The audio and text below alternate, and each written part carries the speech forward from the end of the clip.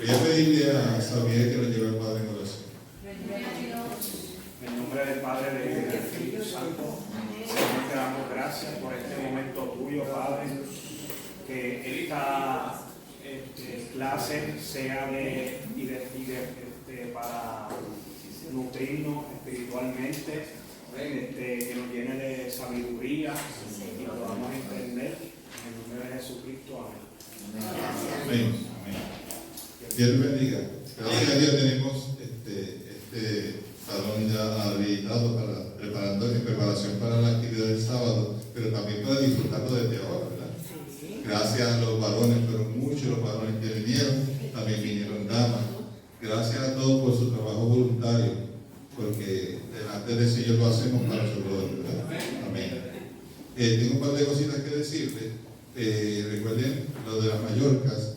Tenemos una actividad de Mallorca hoy, creo que es el 23, el Día Nacional de las Damas.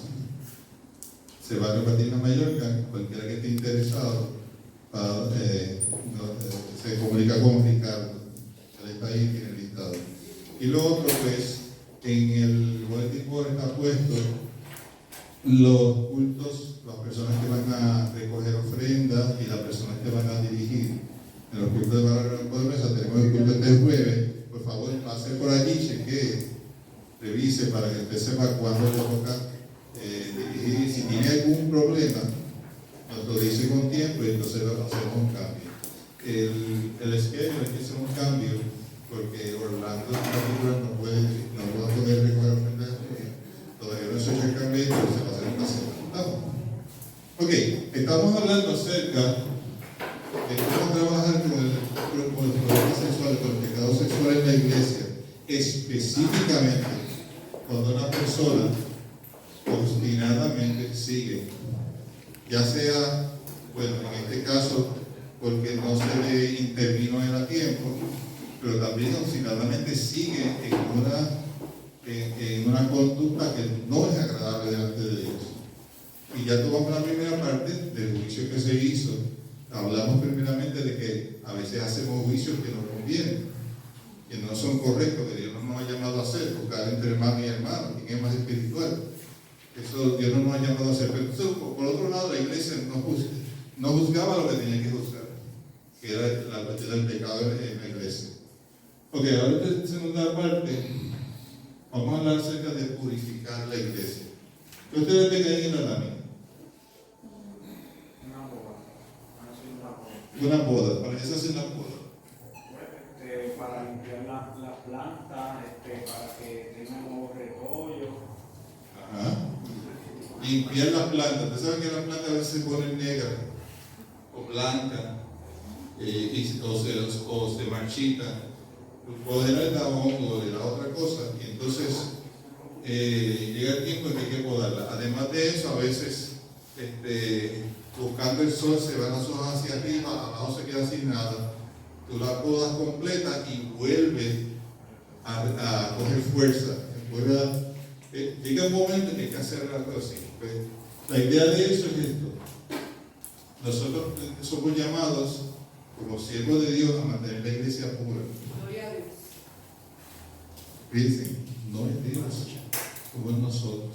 Nosotros en la gracia de Dios.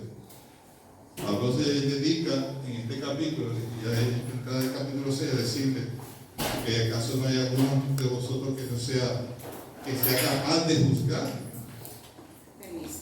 Dios nos ha entregado a la iglesia para mantenerla pura. Ustedes saben que el Espíritu Santo trae unidad a la iglesia, ¿verdad? ¿Quién guarda esa unidad? ¿El Espíritu Santo? Nosotros. Tenemos que conocer cuál es nuestro rol, solícitos en guardar la unidad del Espíritu en el vínculo de la paz. No le toca a Dios. Recuerden que esto es un pacto. En el pacto en que estamos, hay unas labores que le toca a Dios, y hay unas labores que nos toca a nosotros. Lea la Escritura, mire lo que dice la palabra, sea cuidadoso en lo que dice la palabra. Nosotros tenemos algunas tradiciones, y hay unas tradiciones, los cánticos de la alabanza que son muy bonitos, pero a veces esos cánticos fallan en algunas cosas. juzgue las canciones por escritura, no se deje ir porque esto es así o asado, porque tenemos un dicho. Juzguemos la palabra y dejemos ir por ella porque ella es la que nos guía. Muy bien, seguimos. 1 Corintios 5, 6.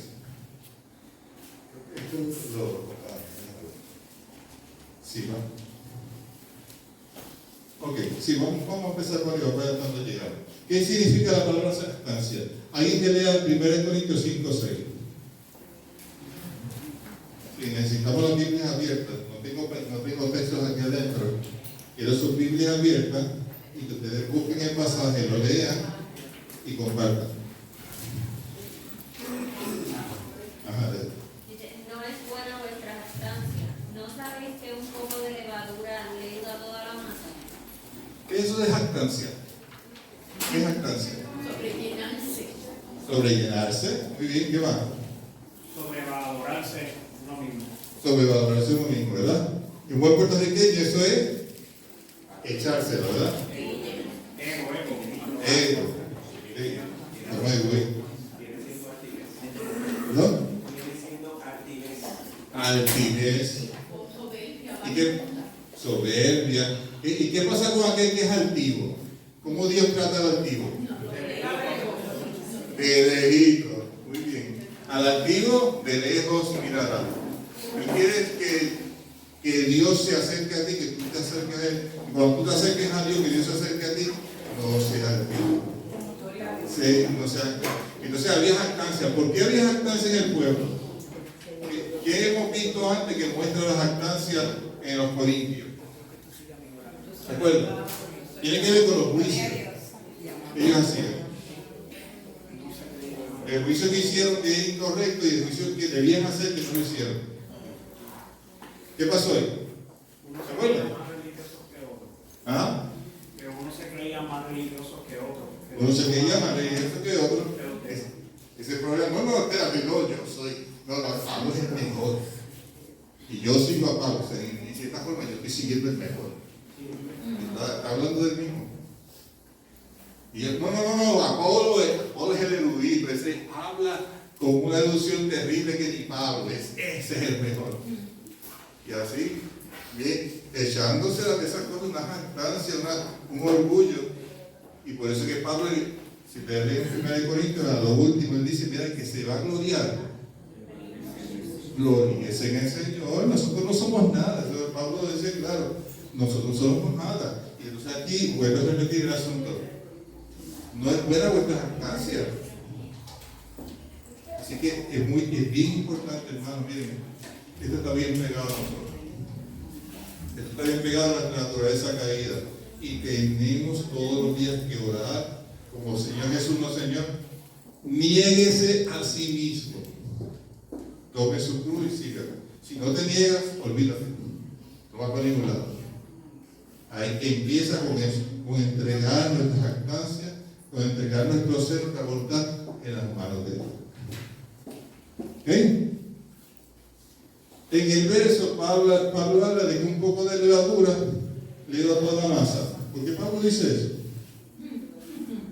¿Alguien sabe? Esto es una metáfora. Ajá. ¿Y qué significa? ¿De dónde viene? Primero. De la levadura cuando uno prepara el pan y los tipos de horneados que uno tiene que hacer para que suba la masa y se vea más grande. Ese es el propósito de la levadura. No tengo muchas palabras, pero la persona que se adula a sí mismo, que tiene mucha jactancia, puede contaminar a los demás. Se infla. Se infla. Ok, en la Biblia, ¿se acuerdan de algo de la levadura en la Biblia? Así levadura que tenían que comer cuando era Ajá. la salida de Egipto. Tenían que preparar el pan sin levadura. Sin levadura. Pan sin levadura. Para no contaminarla. Sí. Ajá. Sí, porque para que la levadura lo que hace es que acelere el proceso.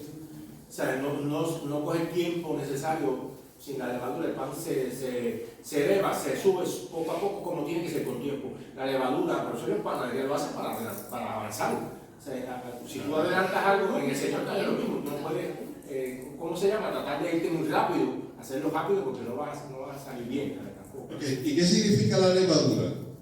Entonces, si es un símbolo, porque no es que nosotros estamos llenos de levadura, ¿verdad? Idealmente. Ok, tenga esa pregunta en mente, vamos a ir a los siguientes versos para contestarlo, ¿ok? ¿Cuándo empezaba la fiesta de los panes sin levadura? Porque Pablo está hablando de esa referencia, ¿ok? Le voy a dar esto por encima para que lo entiendan. En el primer mes, en el mes de abril, en el primer comienzo del mes, Dios mandó a que el día 10 se cogiera un cordero perfecto, sin mancha. Eso era el día 10. 4 días después, el día 14, se iba a sacrificar el cordero. Pero recuerden que el día de judío empieza por la mañana, por la tarde o a medianoche. ¿Cuándo es que empieza? A las 6 de la tarde, por la tarde. Es de tarde en tarde. O sea, desde el 14 hasta el 15 tenían tiempo para sacrificar el cordero. Ese era el día 14. ¿Qué pasa? Que el día 15 por la tarde ya el cordero estaba sacrificado y ya estaba preparado, y ahí empezaba la fiesta de los panes sin levadura. Si había levadura en alguna casa, ¿qué iba a pasar? ¿Qué Dios mandó? Lo sacaban, echaban fuera, porque no. Lo echaban fuera, ¿y qué iban a hacer con él? Miren, bien fuerte, apedrearlo. Era como un pecado, como si tú mataras a una persona. Entonces, Pablo de eso, él saca la ilustración, que es bien bíblica y clara, de que como es serio, que no hubiera levadura en ese tiempo, también era importante que en el creyente no hubiera pecado. La levadura es tipo de pecado, de maldad. Como entonces Dios no lo, si hay levadura, muere. Si hay pecado, el pecado trae muerte en nosotros. ¿No sabes que un poco de levadura leuda toda la masa? Lo que hace ellos padres saben el proceso, ¿verdad? No necesita mucha levadura, una cantidad pequeña, la levadura se multiplica, como dijo aquí el hermano, y entonces toda la masa se infla, se llena. Dios quiere que seamos limpios, que la iglesia sea limpia. Un poquito, una persona es suficiente para leudar la iglesia. ¿Entiendes lo que estoy diciendo? Miren la rectitud de lo que Dios está hablando. Yo no estoy poniendo una carga sobre nosotros. Lo que estoy hablando es la importancia de que nosotros seamos santos para el Señor. Que tomemos esto en serio. O sea, Dios nos ha llamado a ser santos y podemos ser santos por su poder, por su gracia. No hay excusa. Dios nos ha dado su Espíritu Santo a todos para ser santos. Ahora Él espera de nosotros que seamos santos.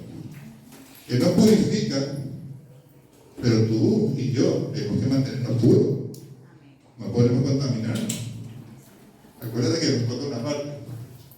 Ok, ahí está el texto. Miren lo que dice 1 Corintios 5, 7 y 8. ¿Quién lee eso? Limpiaos pues de la vieja levadura, para que seáis nueva masa, sin levadura como sois, porque nuestra Pascua, que es Cristo, ya fue sacrificada por nosotros.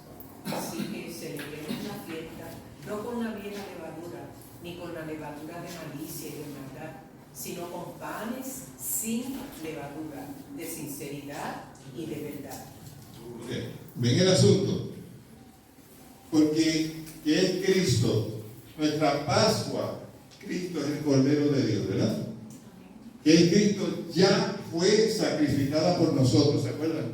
Primero se sacrifica el Cordero y después empieza la fiesta del pan sin levadura. Cristo ya murió por nosotros, está diciendo Pablo. Pues entonces, ¿qué vamos a hacer nosotros? Vamos a vivir en santidad.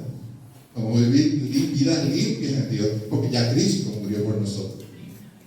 Ya Cristo nos limpió. Ya el Cordero fue ofrecido. Ahora nos toca a nosotros celebrar la fiesta con alegría del pan sin levadura, de sinceridad y de verdad. Eso es lo que está hablando Pablo.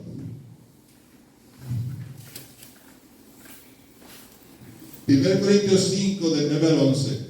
¿Qué quiso Pablo, qué dice decir Pablo con no juntarse con los fornicarios? Y aquí Pablo está hablando de, él va a corregir algo que se malentendió en una carta anterior, por si acaso. Se cree que Pablo por lo menos escribió a los Corintios por lo menos 4 cartas. Antes de 1 Corintios hubo otra carta anterior que parece que malentendieron y Pablo viene a explicarla. Alguien que me lea los versos del 9 al 11. Os he escrito carta que os juntéis con los fornicarios, no absolutamente con los fornicarios de este mundo, o con los avaros, o con los ladrones, o con los idólatras, pues en tal caso os sería necesario salir del mundo. Más bien os escribí que no os juntéis con ninguno que, llamándose hermano, fuere fornicario, o avaro, o idólatra, o maldiciente, o borracho, o ladrón, con tal ni aún comáis. ¿Con quién Pablo dijo que no debíamos juntar? Con los del mundo ni con los hermanos de la iglesia. Miren la escritura. Él dijo que no nos juntamos con los fornicarios del mundo. Con las personas que dicen ser Es creyentes. imposible, tendríamos que irnos de aquí. Él se refiere a las personas que dicen que son creyentes, pero viven una vida de pecado. Porque Abierta. se entiende que si te dijera que no te juntes con los del mundo, pues te tienes que ir de este mundo, porque hay muchos que van a estar en esa vida de pecado. Pero los que dicen que son cristianos y nos dan ejemplo, pues con eso es que no te debe. Y ese fue precisamente el problema. Eso que está diciendo ella fue el problema de los ermitaños. Que los ermitaños, para buscar ser limpios, ellos lo que hacían es que se iban, los monjes, se iban lejos para no contaminarse. Eso es lo que dice Pablo. Si leyéramos la escritura mejor, podríamos entender algunas cosas. Pablo no dice, no. Yo le escribía a ellos que no se juntaran con los fornicarios. Entonces ellos interpretaron, espérate, no puedes estar con fulano, con este converso, porque no me refería a eso. Me refería a que ninguno que llamándose hermano siga siendo fornicario, siga siendo idólatra, continúe una vida de pecado. Eso es lo que Pablo quería decir. ¿Comentarios? ¿Preguntas? ¿No entendieron eso?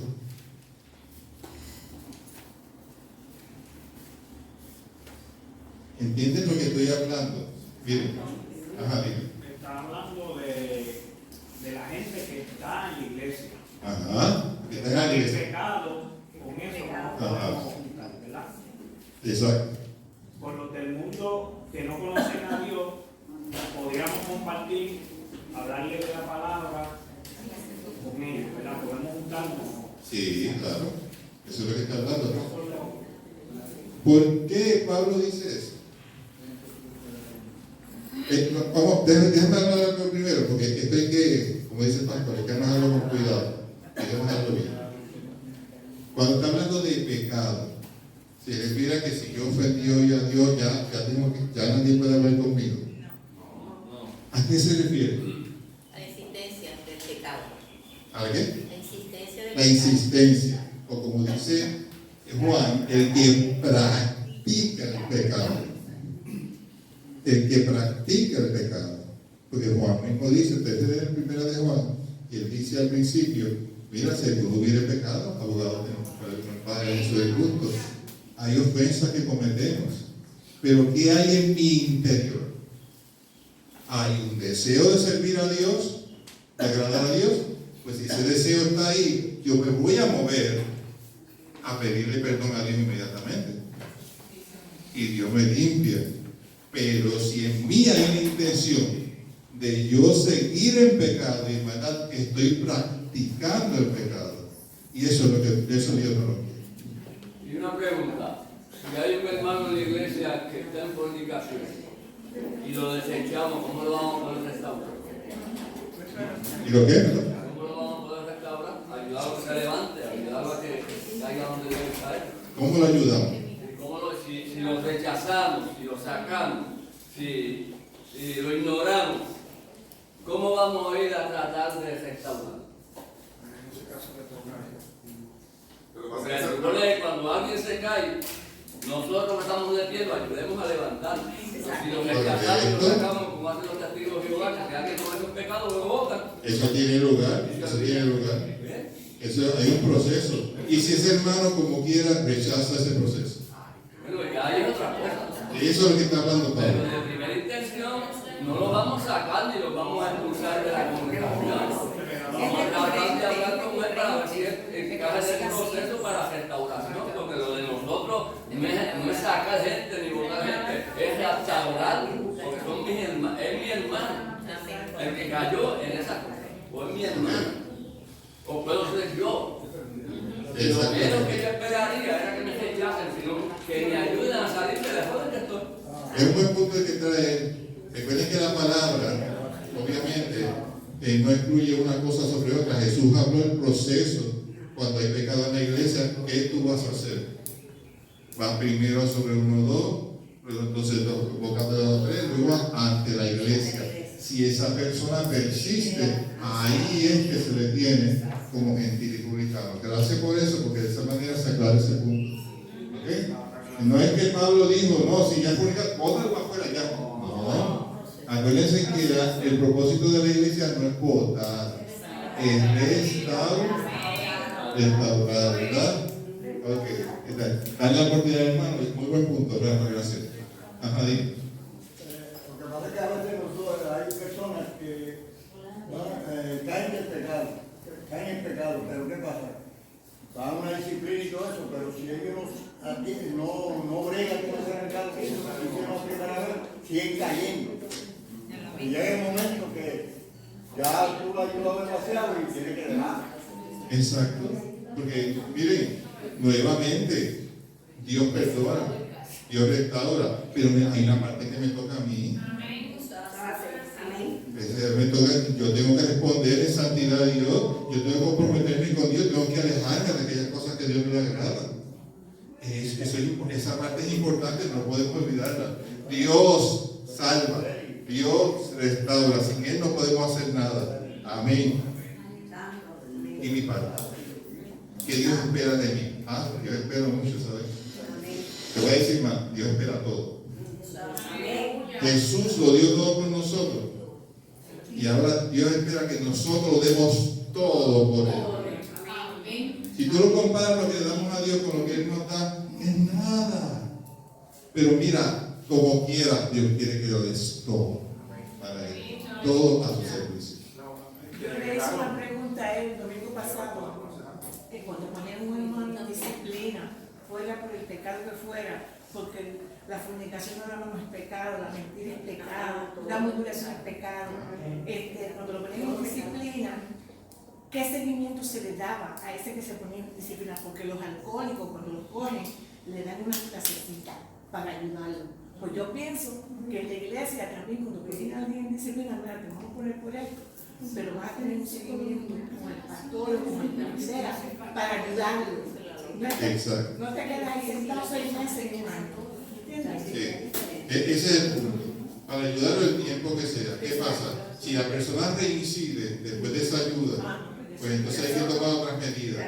Pero la idea no es botar una patada y botarlo. La idea es ayudar al hermano, apoyarlo para que reaccione, capacite, se acerque a Dios y le busque. Porque mira, ser fiel a Dios depende de nosotros en el sentido de que es nuestra voluntad, pero el que nos sostiene es Dios. Es con el poder, con su gracia que estamos ahí en pie. Ajá. Dime. Mire, hermano, si uno tiene confianza con esa persona que está cometiendo, ¿verdad?, esos pecados, uno le tiene que hablar Pero primero orar a Dios para que le dé sabiduría a hablarlo, porque tampoco a uno le va a caer a palo. O sea, cuando uno le hable, tratándolo mal, uno tiene que hablarle con sabiduría, tratar de que esa persona entienda que está mal, que tiene que arreglarse con Dios, porque no se va a salvar. Después orar por esa persona. Pero si esa persona, por ejemplo, es una amistad de uno, y esa persona sigue en su pecado, justificando su vida y haciendo, pues, dejándose arrastrar por ese pecado, como dicen por la calle, el pecado es dulce, pero a la larga es veneno. Pues entonces ya ahí uno tiene que empezar a guardar distancia, porque también hay un refrán por ahí en la calle que dice: dime con quién anda y te diré quién eres. O sea, uno tiene que guardar el testimonio. O sea, si la persona persiste en su pecado, pues uno ya se va retirando poco a poco, pero sin dejar de orar por esa persona, porque hay pecados que solamente Dios puede libertar. O sea, la persona tiene que poner de su parte, claro, si conoce la palabra, pero hay pecados que tenemos que ayudarle, aunque sea de lejos, a que el Señor lo liberte, porque a veces hay personas que son como débiles de espíritu, pero eso no es excusa, porque vemos que había un José que corrió. O sea, el ser humano no tiene excusa, pero nosotros tenemos que guardar distancia si la persona persiste en el pecado, pero manteniendo oración. Y ahí pues, si eso sigue, hay que entonces pues, hablar con el pastor o algo para que también, ¿verdad?, él tome carta en el asunto, o por lo menos ore por esa situación. Ok, sí, un puntito de ahí, sí, estoy de acuerdo contigo. Ahora, recordemos que este proceso afecta a toda la iglesia, así que desde el principio, hay que orar a Dios y notificar a los líderes encargados. En la iglesia hay los diáconos, está el pastor, y hay un proceso para trabajar con eso. Y como afecta a toda la iglesia, es algo de toda la iglesia. Pero por eso dije, si uno le tiene confianza y es una amistad de uno, pues un amigo siempre se acerca en lo bueno y en lo malo, porque para eso es la palabra amigo. El amigo no es para el tiempo bueno nada más, es para el tiempo difícil. Pues uno se acerca. Si es amigo, ahora si es una persona ya de la iglesia, pues entonces, aunque sea de la iglesia, pero por ejemplo yo, si tengo una amiga, pues yo trato de acercarme a ella. Pero, o sea, lo que usted dice, pues la iglesia tiene que tomar carta del asunto, pero uno como ser humano, digo yo, como persona que es amiga de la persona, tiene que tratar, porque hay cosas que a veces la gente no sabe, y uno sabe y tiene que acercarse, porque no puede dejar, si uno ama a la persona no la puede dejar al garete. La iglesia debe enterarse lo antes posible. Sí. Si la persona es un hermano que está ahí, debe enterarse lo antes posible, porque no es solamente que yo me afecte, es un hermano que afecta a todos los hermanos. ¿Entiendes? Lo que tú dices es cierto, pero no podemos quedar ahí con que nosotros sí o nosotros no. Te dejo ahora. Dime. Lo que dice la hermanita, está bien, pero yo entiendo que lo que ella dice es individual. Ya es individual de parte de ella. Si ella quiere hacerlo, lo hace. Pero el proceso es el que dice Jimmy. Sí. Va primero, ¿verdad? Por los pasos. Pero si yo como amiga me quiero acercar y contribuir a restaurar a esa persona, ya eso es mi prioridad, ¿verdad? Porque quiero ayudarla. Pero el proceso es el que ya se estableció. O sea, la iglesia debe saberlo, el pastor, etcétera, etcétera. Pero con eso hay que tener cuidado. Porque si ya en la iglesia se ha determinado que se ha de separar a la persona, no podemos tener que comer con esa persona. Claro, pero recuerden que eso es después de mucho intentar y trabajar con una persona. Estamos hablando de ese proceso que usted dice, lo que dice la palabra. Pero cuando nosotros nos enfrentamos con una situación como esta, yo tengo una amiga que ella está en la iglesia, pero ella pues vive por ahí doble vida. ¿Qué pasa? Yo a ella la amo, pero la Biblia me dice que sobre todas las cosas el amor de Dios. Yo no voy donde ella, ni ella va donde mí, o yo la voy a estar atosigando. No le hablo sobre lo que es el amor de Cristo, cómo el cuerpo debe ser. Y ella sabe, porque ella sabe que ella es cristiana primero que yo. Pero lo que yo le digo siempre es que a veces yo le pregunto, si viene Cristo en este momento, ¿tú te vas? Algo tan sencillo. Sí. Yo no estoy atosigándola ni nada, porque tenemos esa confianza, porque nos conocemos muchos años atrás. O sea que no somos amigas de ahora, ¿ves? Pero, y hay momentos en que ella me dice, yo le oro al Señor y yo soy buena. Pero lo que pasa es que nosotros nos agarramos mucho de que somos buenos. Y por bueno nadie se va a salvar. Porque bueno era Jesucristo y lo crucificaron. O sea, nosotros tenemos que ir con amor, con paciencia y con, miren, guardar silencio, sabiduría. Porque de qué me vale que yo vaya a rescatar a alguien que me llama a mi casa. Yo tuve una experiencia y la persona sabe cuánto yo la amo. Y esa persona me llamó a casa a desesperar. Y yo no fui a buscar al pastor, yo no fui a buscar a la junta, yo no fui a buscar a nadie, y le decía, yo me fui sola. Y yo estuve ahí para esa persona. Hoy en día la persona es una mujer de Dios terrible. Amén. La pregunta en tu caso es, ¿esa persona está congregándose en la iglesia o está fuera? Está en la iglesia. ¿Ah? Está en una iglesia. Ahora. Pero en el tiempo que tú estabas hablando, si estaba fuera, no estamos hablando de un creyente. Estamos de una persona que se alejó de Dios. Las personas que están afuera hay que buscarlas. Pero no tenemos comunión con ellos. Lo que pasa es que sí se les lleva el evangelio. Pero si es alguien que está en la iglesia, es lo que estamos hablando ahora, que dice que es creyente y está manchando el testimonio de Cristo con un pecado obstinado y será aconsejado y no escucha, eso es otra cosa, ¿entiendes? Pero nada, lo que tú hiciste está muy bien, que ella estaba afuera, entiendo yo, ¿verdad?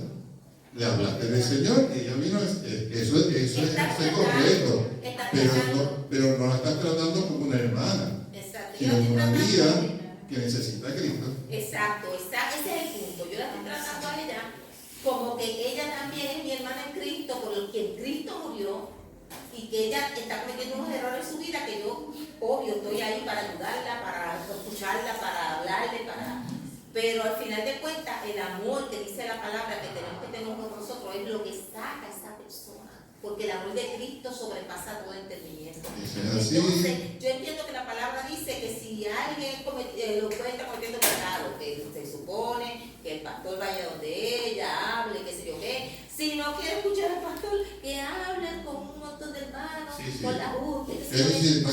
Ya eso, tú sabes, tirarlo de frente. Pero claro, en el tiempo en que vivimos, hermano, que vemos cómo el enemigo ha tomado jóvenes, gente que fueron tremendos cristianos, y cómo Dios, y cómo el enemigo ahora los tiene sometidos bajo un yugo de esclavitud.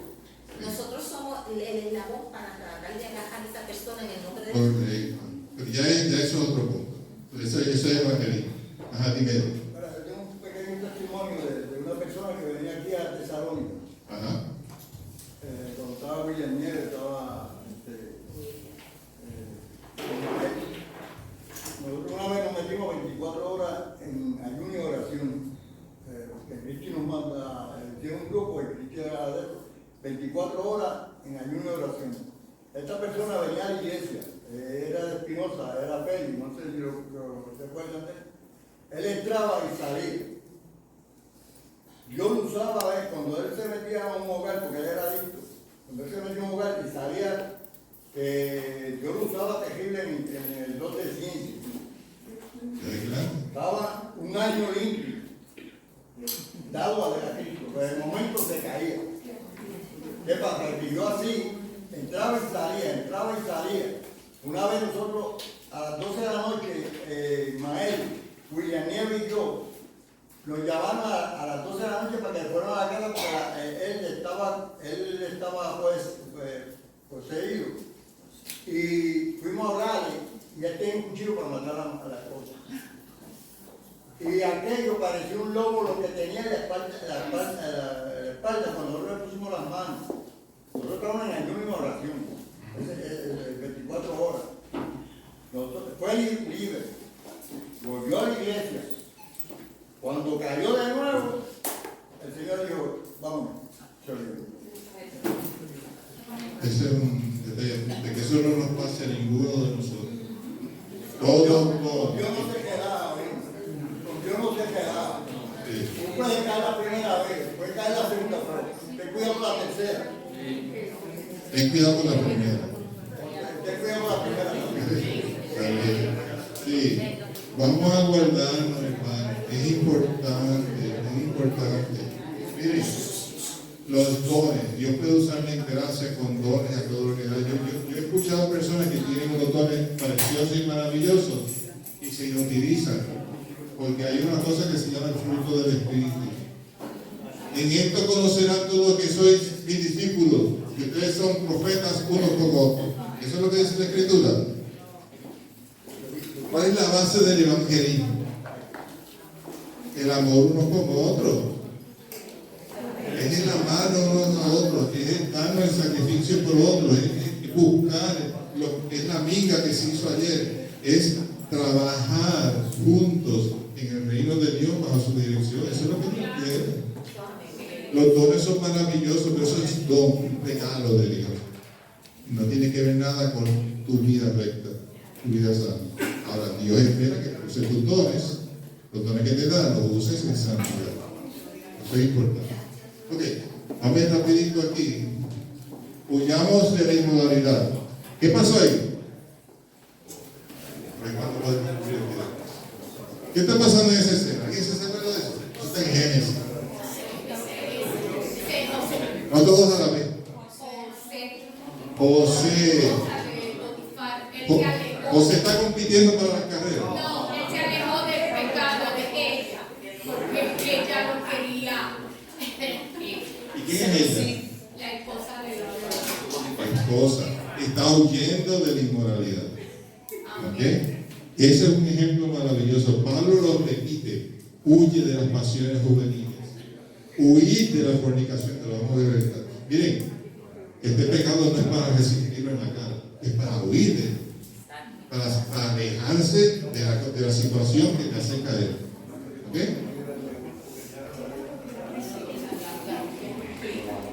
La tentación era grande porque la belleza de ella atraía, pero él era un jovencito y ella lo tentó. Correcto. Pero él, aunque era joven, Se mantuvo firme con Dios. ¿cuál es su fortaleza? Dios. No tenía familiares, no tenía padre, no tenía hermanos, estaba solo. Cuando perdemos todo, ¿qué nos queda? Dios. Ojalá sea así en nosotros. Cuando Job lo perdió todo, le quedaba a Dios. Ese es el fundamento importante. Lo demás lo da Dios. Él no deshonró a Dios y Dios no lo quedó. Vamos a leer 1 Corintios 6:13. Vamos a ver la lógica carnal de este verso.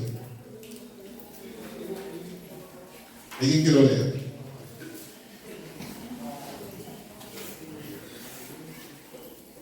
Hermano, el acto de él no fue de cobarde, fue de valiente.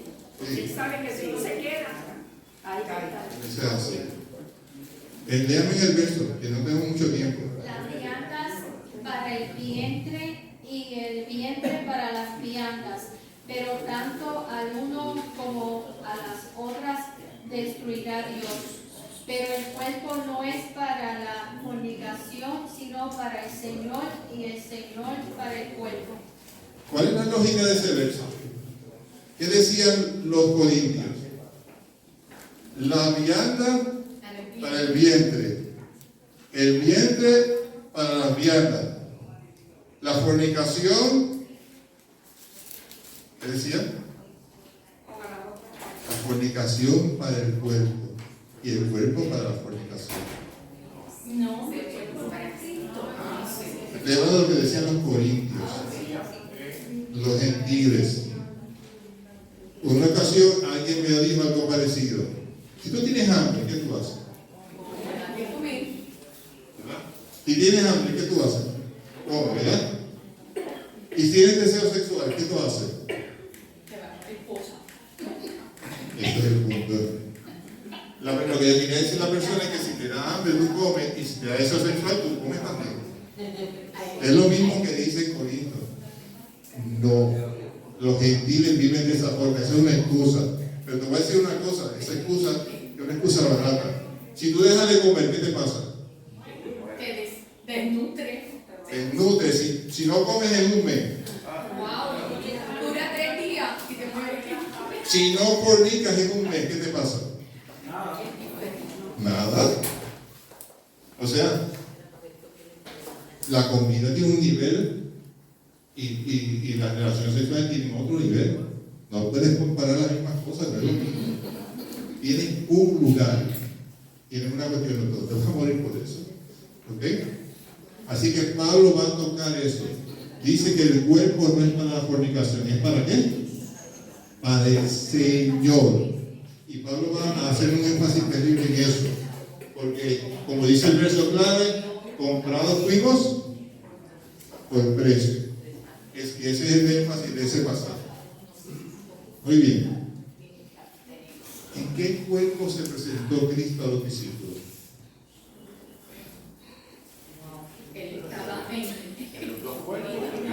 cuando resucitó. No había ido al cielo a santificarse con el Padre, pero era santo. Bien, se santificó, que Dios no se santificó. Sí. Cuando se presentó a los discípulos, ¿qué les dijo? No. Eso es con María. Los discípulos. Ya él fue donde el Padre. Ok. Cuando se presenta con los discípulos, ¿qué pasó? Ok, vamos a leer ese pasaje. ¿Quién que lo lea? No todos lo Le dijeron pues los otros discípulos: al Señor hemos visto. Él les dijo: si no vieres en sus manos la señal de los clavos y metieses mi dedo en el lugar de los clavos, metieres mi mano en su costado, no creeré. Eso lo dijo Tomás. Eso lo dijo Tomás. ¿Y qué hizo Jesús?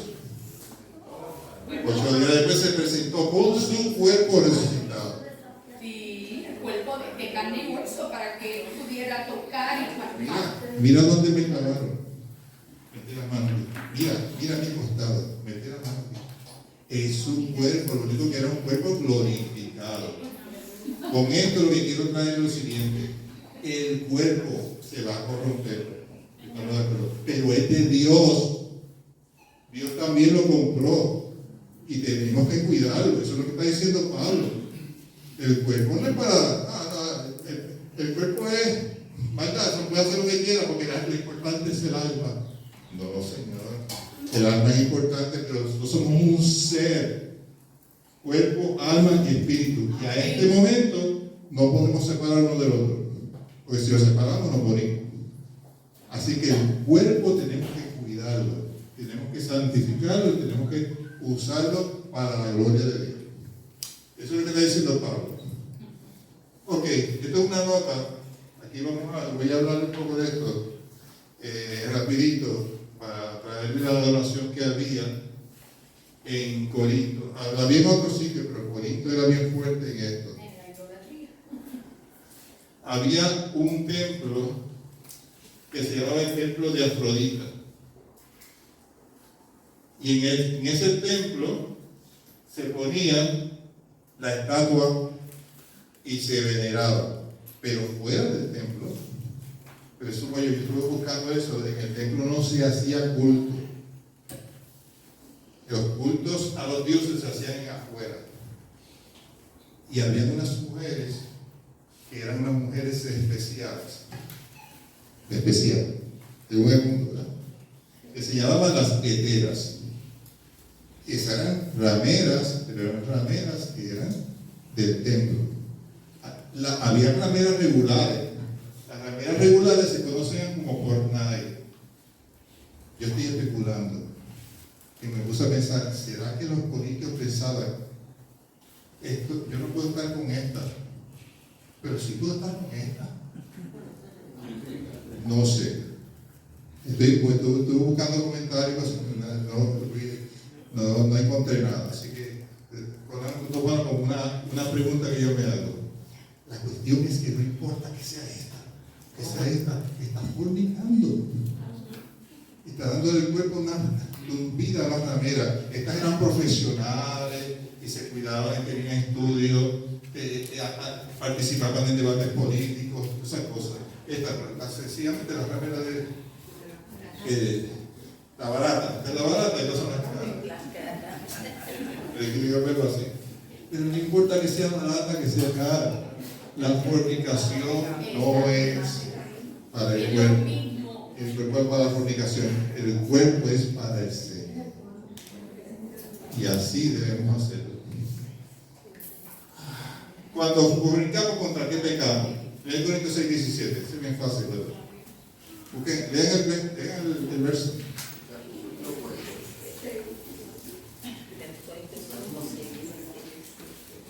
Rapidito, que se me está acabando el tiempo. Pero el que se une al Señor, un espíritu es con él. Okay. ¿Ese es el 17? Sí, 6:17. Ok, léete el 18. Huir de la fornicación. Cualquier otro pecado que el hombre cometa está fuera del cuerpo, mas el que fornica contra su propio cuerpo peca. ¿Por qué peca contra su propio cuerpo? ¿Por qué? ¿Qué dijo Dios con Adán y Eva? ¿Qué dijo Dios con Adán y Eva?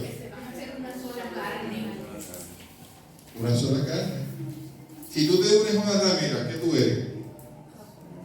Una carne con ella, te vas a contaminar con ella. Vas a contaminar tu cuerpo con ella. Bueno, también es así que hay enfermedades que se llaman enfermedades venéreas, que prácticamente se transmiten exclusivamente por eso. No pequemos con el cuerpo, vamos a cuidarlo, hermano. El cuerpo es templo del Señor. Dios sabe lo que necesitamos y Dios ha provisto para nuestras necesidades. Vamos a usar los recursos de Dios, vamos a dejarnos de esas tonterías. No son tonterías, ¿okay? Son tonterías delante de Dios, pero son cosas serias cuando le hacemos caso. Hay que tener mucho cuidado. ¿Okay? Ok, en el verso 18, vamos a ir por aquí. ¿Por qué nuestro cuerpo no nos pertenece? El 19, ese es el verso clave. ¿Por qué? Exacto, el templo del Espíritu Santo. ¿Y qué más dice el verso 19? Eso lo dice el 17, muy bien. Somos templo del Espíritu Santo. ¿Por qué somos templo del Espíritu Santo? ¿Qué pasó antes? Ahí lo dice el 19, ¿verdad? ¿Qué dice ahí? Comprados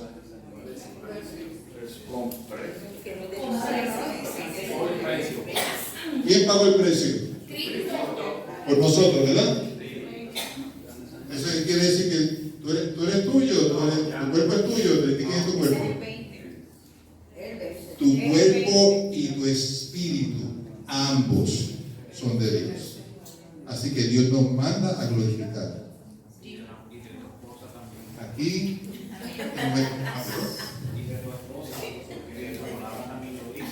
sí. Ya te adelantaste, ya te metiste al siguiente capítulo. Ese es otro maestro. Ya tiene un adelanto en la próxima clase. Sí, obviamente Pablo dice que el cuerpo del esposo es de la esposa, pero es de la esposa porque ya es del Señor. El cuerpo es del Señor. Nuestro espíritu es del Señor. Así que recuerden, glorifiquen todo lo que hagamos en nuestro cuerpo, lo hacemos para la gloria de Dios. Pregunta que ya no tengo tiempo. ¿Dudas? ¿Protestas? ¿Comentarios? Bueno, hermano, termino con esto sencillamente. Vamos a vivir en rectitud y santidad delante de Dios. Y la santidad no es solamente aquí dentro, se refleja afuera. Y nuestro cuerpo es parte de eso. Vamos a vivir de una vida de santidad que agrade a Dios en todo el tiempo. Amén. Digamos el ejemplo de José y de los dos demás hermanos que se alejaron de esas cosas que no eran de la mano. Ok, pues hasta aquí mi clase. Dios les bendiga.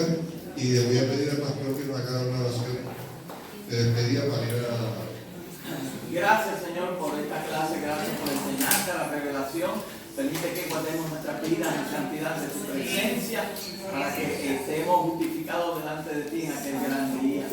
Dice prácticamente la iglesia que todos recibamos cada día conocer tu voluntad y agradarte en todo. Por Jesucristo te damos gracias y bendecimos tu nombre, desde ahora y para siempre. Amén. Dios me lo bendiga.